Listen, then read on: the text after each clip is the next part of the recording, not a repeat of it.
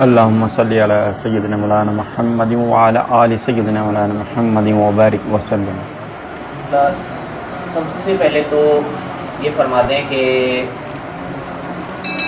مولا حسین اور یزید پلید کی سوچ میں کیا فرق ہے؟ دیکھیں، مولا حسین اور یزید پلید کی سوچ میں زمین اور آسمان کا فرق ہے۔ ٹھیک ہے، مولا حسین کی سوچ تک تو یزید کیا، یزید جیسے کروڑوں آ جائیں، اس کے مولوی، اس کے مفتی جو بھی آ جائیں، ان کی سوچ کا ایک ذرہ تک نہیں پا سکتے۔ ان چیزوں کی گواہی جو ہے نا خود کلام اللہ نے دی ہے، اور وہ ہستیاں جن ہستیوں کے گھر میں فرشتے بھی اجازت لے کر آئیں، ان کی سوچ، ان کا مرتبہ بہت بلند ہے۔ میرا مقصد یہ کہنے کا قطعاً یہ نہیں ہے، میں کسی فرقہ واریت کے تحت نہیں بات کر رہا، لیکن یہ یا کسی عقائد کے تحت پر بات نہیں کر رہا، یہ ایمان کا حصہ ہے، اور ہر مسلمان کے ایمان میں اہل بیت کا عشق ہونا لازمی ہے۔ نبی پاک صلی اللہ علیہ وسلم کے صحابہ ہیں احترام کے قابل، لیکن اگر ان صحابہ میں کوئی اس طرح کا عمل ہو جائے کہ جس کو ناپسندیدہ قرار دیا نبی پاک صلی اللہ علیہ وسلم نے، تو آپ نے ان سے رخ مبارک پھیر لیا۔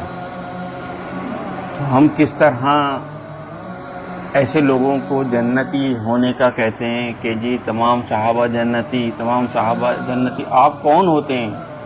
آپ جیسے کوئی مفتی، آپ کا جو مفتی اعظم کوئی ہو، وہ بھی اس بات کو جنتی یا دوزخ ہونے کا سرٹیفکیٹ نہیں دے سکتا۔ ٹھیک ہے، ان ہستیوں کے بارے میں میں کیا کہوں، میرے اندر نہ کوئی اتنا علم ہے، نہ میں کوئی مفتی ہوں، نہ عالم ہوں، نہ علامہ ہوں۔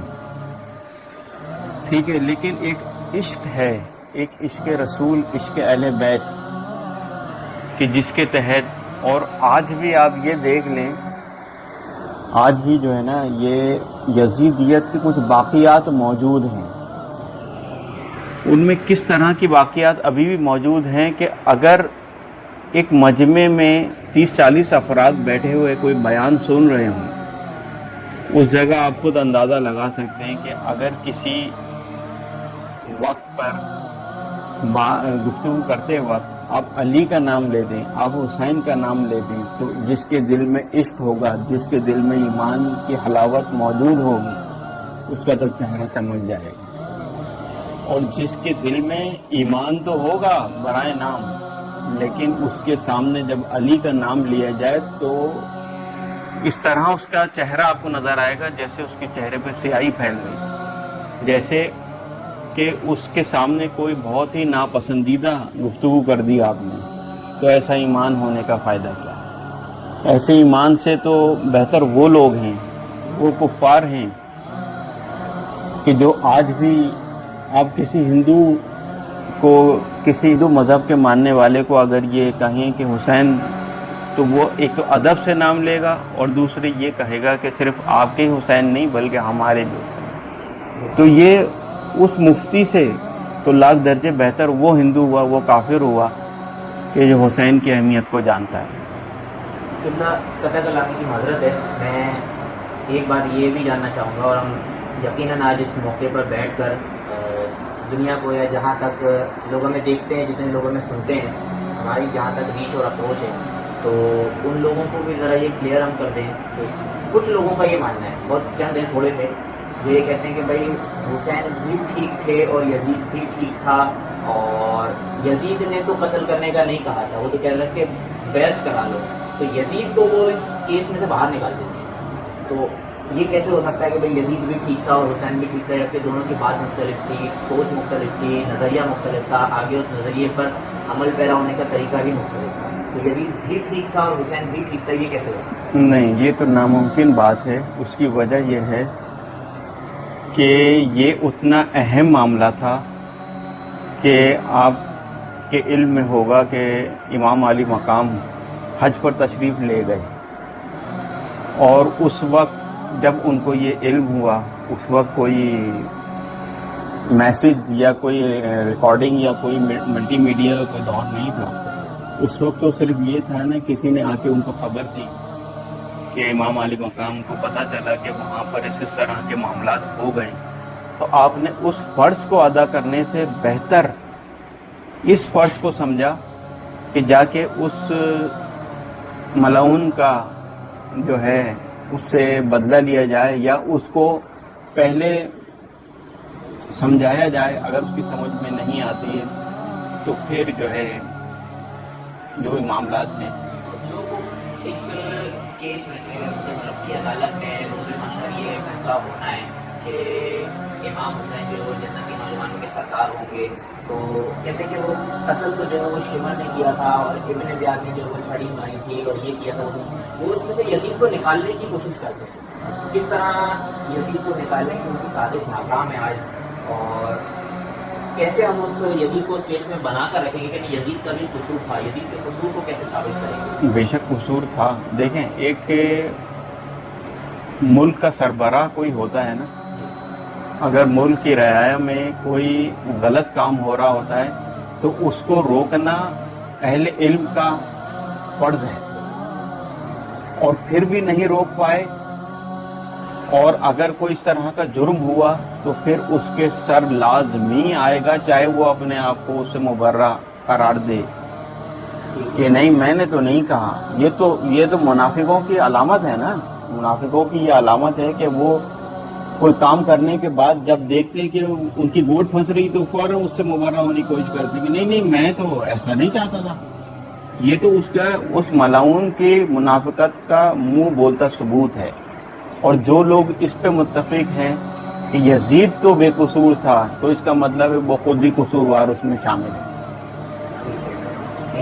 کوفہ کو آپ اس طرح دیکھیں گے، کوفیوں کا کیا کردار رہا کربلا میں مولا حسین کے ساتھ، جس طرح بھی ظلم اٹھائے گئے، اور ان کے پورے فرزندان علی کو جس طرح سے کربلا میں تنگ کیا گیا، پریشان کیا گیا، ان پر ظلم اٹھائے گئے. اہل کوفہ کا آپ اس میں کیا کردار دیتے ہیں؟ کیونکہ اس میں بھی دو طرف لوگ شامل ہیں. کوئی کوئی تو کہتے ہیں کہ سارا قصور کوفیوں کو تھا، انہوں نے ہی بلایا تھا. ایک طرف کچھ لوگ اس کے مخالف میں یہ کہتے ہیں کہ کوفی تو جو ہے وہ بالکل بے قصور تھے، کیونکہ ان پر بھی یہ سے بھی زبردستی پھیل گیا. کوفیوں کے کردار کو آپ کس طرح دیں؟ یہ دوسری والی جو بات ہے نا، وہ زیادہ مثبت ہے. اس مقدس سرزمین پر وہ مقدس لہو بہا ہے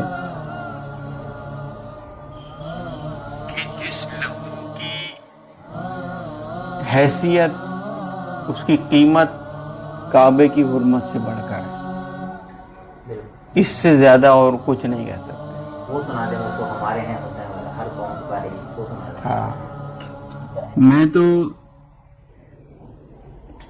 ہوگا کچھ شعر، لیکن میں تو کچھ اس طرح یہ شعر پڑھوں گا کہ ذرا غیرت انسان کو، صرف مسلمان کی غیرت کو نہیں جو صرف اللہ اللہ کرتے ہیں، ٹھیک ہے، دوسروں پہ کفر کے فتوے لگاتے ہیں، اور ڈسکو اور جو ہے ناچ گانے کی باتیں مساجد میں منبر رسول پر بیٹھ کر کرتے ہیں.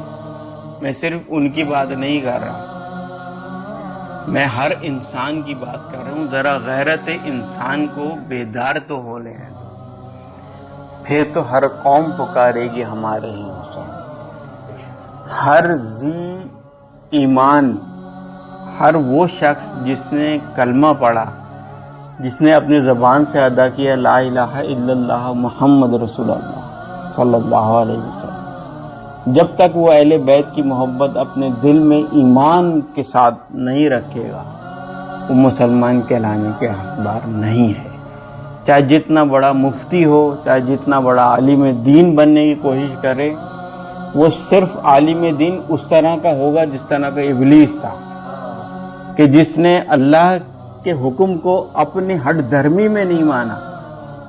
جب اللہ تعالیٰ نے حکم دیا ابلیس کو کہ آدم کو سجدہ کرو، تو وہ آدمیت کو سجدہ نہیں تھا، وہ اس روحانیت کو سجدہ تھا، اس نور کو سجدہ تھا۔ اللہ رب العزت نے جس شخصیت میں، جس لباس میں اپنے نور کو نبی پاک صلی اللہ علیہ وسلم کو دنیا میں مبعوث فرمانا، اور پھر ان کی آل، یہ سمجھنے اہل بیت کے احترام کو سجدہ تھا۔ نبی پاک صلی اللہ علیہ وسلم کی آل کو، نبی پاک صلی اللہ علیہ وسلم کی ذات کو، ان کی محبت کو سجدہ تھا، صرف آدم کو سجدہ نہیں تھا۔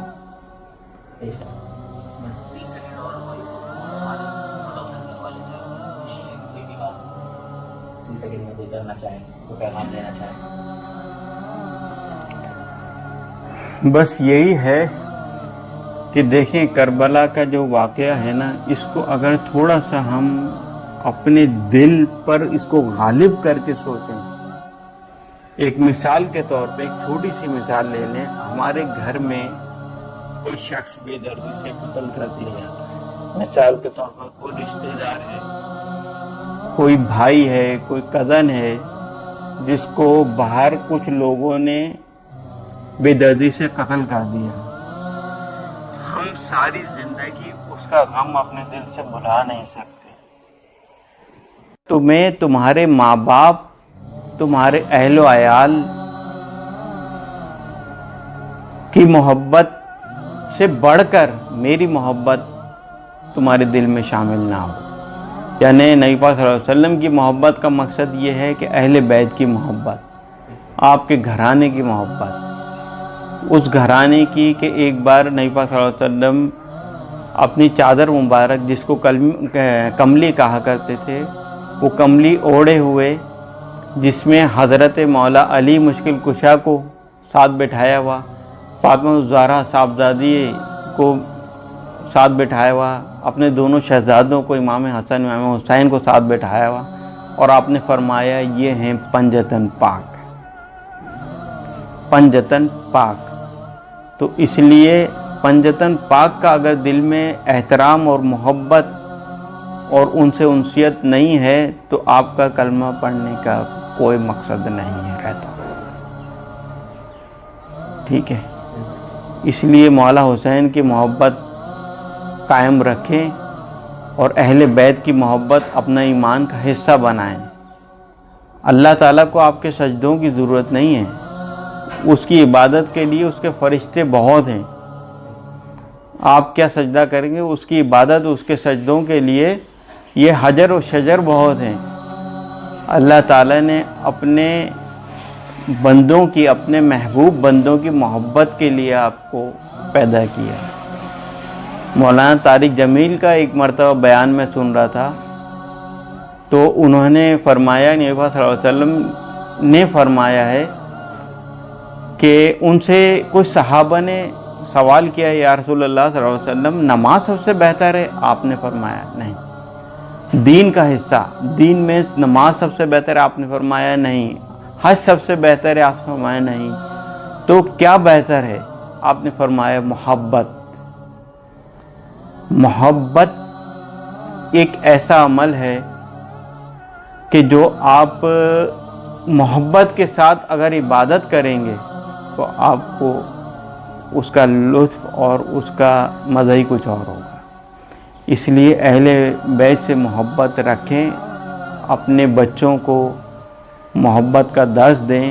عبادت اپنی جگہ ہے، محبت اپنی جگہ ہے، اور اہل بیت سے عداوت رکھنے والوں سے آپ عداوت رکھیں، کیونکہ یہ ایمان کا حصہ ہے، یہ ایمان کا حصہ ہے۔ اس کو صرف فرقہ واریت کی نظر سے نہیں دیکھیں، اس کو اپنے ایمان کی گہرائی سے سوچیں کہ ایمان ہے، اہل بیت سے محبت ہے تو آپ کا ایمان قائم ہے، اہل بیت سے محبت نہیں تو ایمان نہیں ہے۔